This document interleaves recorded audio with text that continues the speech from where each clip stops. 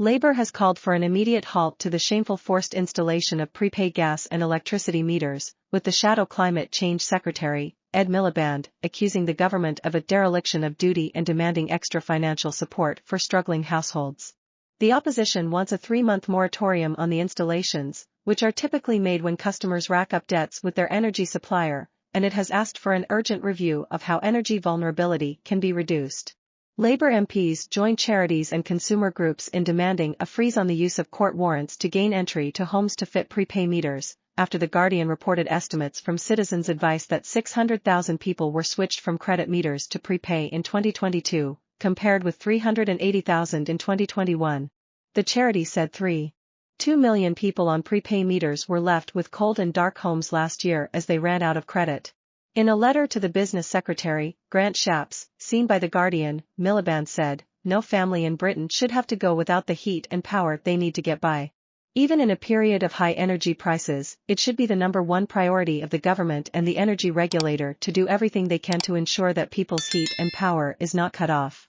Serious concerns have been raised that not enough is being done by energy companies to identify customers in vulnerable circumstances before installing a prepayment meter, and that this is leading to a rocketing in voluntary self-disconnections.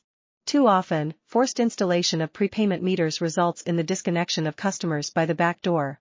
It is much more complicated for prepay households to collect the £400 per household government help with energy bills this winter, as they have to use a voucher system rather than having the money discounted from their bill each month. Prepay is also more expensive, and suppliers are using it to claw back debts on previous energy bills, meaning a top-up might not lead to the lights coming back on. Government data has shown over 1M vouchers designed to cut bills this winter have yet to be redeemed.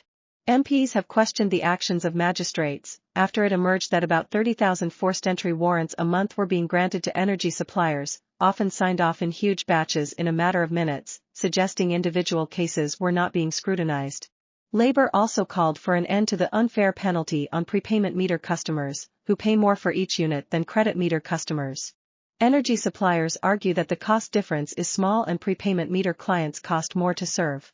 Rishi Sunak must not blame others for what is his government's dereliction of duty. He is standing by while families across the country are being cut off, Miliband said.